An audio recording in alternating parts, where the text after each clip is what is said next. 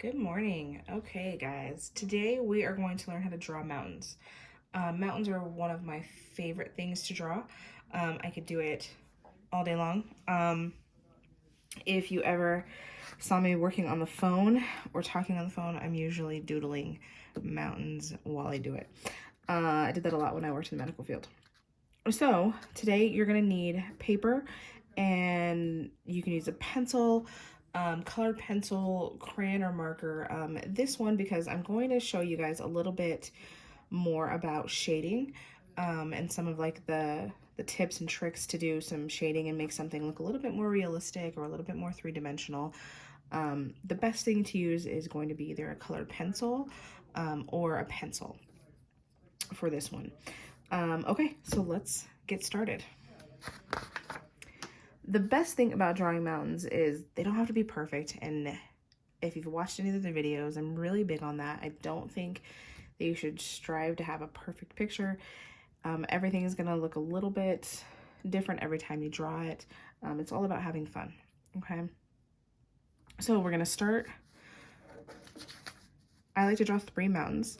We're gonna start over here, and you're going to do kind of like a little squiggly line. So you're gonna kind of give it some character. So you're gonna go up, down. You're gonna come to about there. And then you're gonna come down this side. And you can make them very pointy. I like to make mine a little bit wider. And so come to about right here. Okay. And then the back one is a little bit taller than this one. So like I said, you can go straight up. I like to give it a little bit more of a wider feel. And see how I'm not doing these like straight lines? And kind of come like that. And let's do our very last mountain. And this one's gonna kind of come off the page, okay? So we're gonna start up here and just bring it down, and you're gonna go in front of these other 2 mountains. I'm gonna kind of come like that. And just kind of bring him off the page, okay? So now we're gonna shade these guys. So we're gonna treat it like the sun is over here on this side of the page, and it's shining down the mountains this way. So you're gonna start at the tip of this mountain and just kind of at the squiggly line, you're gonna come down around and then kind of loop it, making it kind of squiggly like that. And then what we're gonna do is, because this is gonna be where all the light's hitting, okay? And there might even be some snow here. This is gonna be the darker part of the mountain where all of the shadows are. So we're gonna come down and just kind of lightly color under here. Now there's a couple different ways you can shade. So you can use a blending tool. They actually have tools. I have one. I rarely use it. I think I've had this for a few years, and as you can see, I rarely use it. What it does is it literally blends those lines together and gives you a little bit of a shadow. Honestly, you have built-in blending tools, okay? If I do it this way, I just use my finger. Okay, now obviously if you guys are using crayon or marker, don't do this, okay? It won't have the same effect, okay? And you'll just get stuff all over your fingers. So what I do is get this a little bit dark, and I take my finger and kind of press hard, and see how it's just blending all that in? Just like that. Now, if you are the type of person that does not like to get your fingers dirty, there's a couple other ways you can blend. There's something called cross hatching. I use that method a lot because I draw a lot with ink, like a pen. And obviously I can't be blending with my finger when I draw with a pen. So what I'll do is take the pencil or the pen and you're just making lines like this. Okay? Just a bunch of lines. And then the closer you get when you do the cross hatching part, because you're just doing lines the opposite direction across it like this, the closer you do it, the darker that shadow will be. The further apart you do it, you still have a shadow, but it's not going to be as dark or as pronounced. But you still get the same kind of shadow effect, okay? The other thing you can do is something called pointillism. This is great if you're using, you know, paint or markers or pens. It still works with pencil, but basically all you're doing is literally dots, just a bunch of little dots. The closer you do your dots, the darker the shadow. The further apart you do your dots, the lighter the shadow, okay?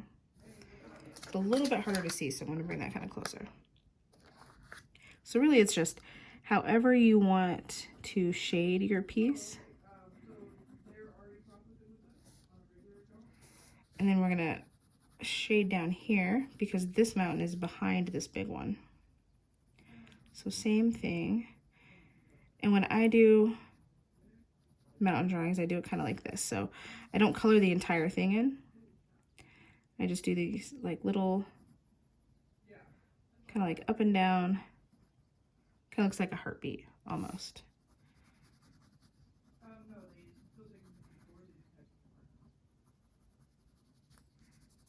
And just kind of use your finger. All right. Now, you still want to shade this part a little bit. Give it some definition. So on these parts where you've kind of raised it up, where this little bump comes down, you're going to put a little bit of a shadow there.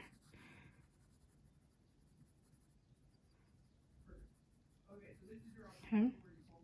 And do the same here. Not the whole thing, but just kind of along that line. And then bring it down just a little bit.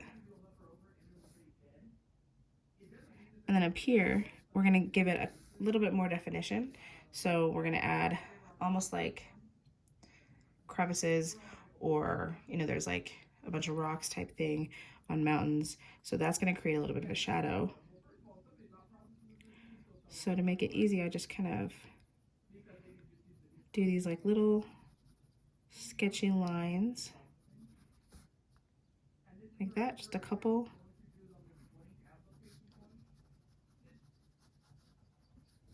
Just like that.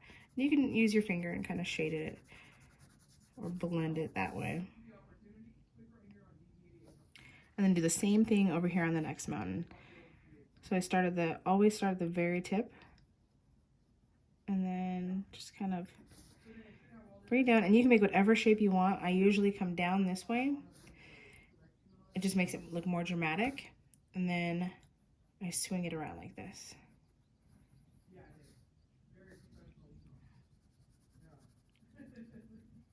And so since this one's behind, we're going to do a little bit of shading here. That way you just are aware that this mountain is behind these ones. And it always lets the certain pieces stand out, depending on where you put your shadow.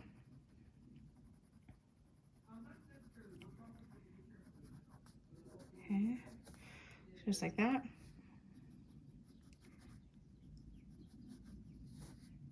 And you can be pretty quick with these if you want, like little sketches like this.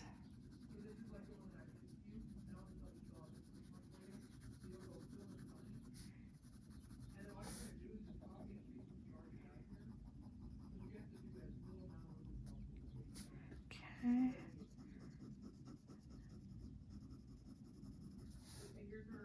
And then again, I don't color all of it in because because there's always light, even if the sun is shining down on one part of the mountain, there's always light that hits different parts. So it's never going to be completely dark unless it's completely hidden, But the way that we're drawing these, there's going to be a little bit of light that hits that side too. So see, what I love about this is that you can kind of be messy with your shading and it still looks good. You know, like you're just throwing in these random lines, really not a lot of rhyme or reason. You can have fun with it. But as long as you're keeping in the area that it needs to be, as long as you're keeping a lot of your lines over here, it still looks good. Okay, let's do the very last one. And since this one's the tallest, really, I'm gonna do more of a straight down on this guy and then come around like that. But see how just every line that we do is a little bit different.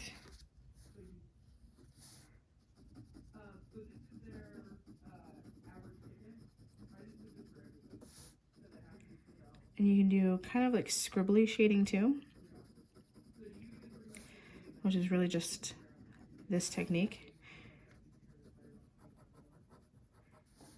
This one is probably, I don't want to say my least favorite. I just don't use it a lot because I think that it doesn't look quite finished. So what I'll do is if I do that, then I'll usually come in and just do a little bit of blending, you know.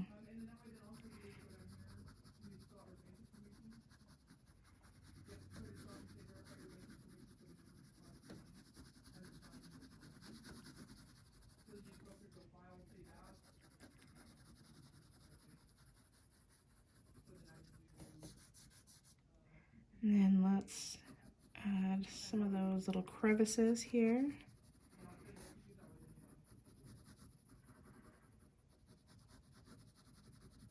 Now, if you look up different mountain drawings, there are so many ways to do it and so many different techniques. So if you really enjoy those, enjoy drawing mountains, really look those up because everyone has a different way of doing it. All right, so there are your mountains. Make sure that you are going on and posting the ones that you've drawn. I'm going to do a post today. We want to try to get as many kids to post their drawings on our Facebook or Instagram. We're going to do a raffle tomorrow, so definitely have your parents post your pictures on the Facebook or Instagram post for today's date, Friday the 17th. That way we can enter you guys into that raffle and we'll draw names tomorrow morning. Whoever wins will win a brand new sketchbook and a set of brand new colored pencils. So definitely tune into that. Have a great day and we will talk to you guys soon.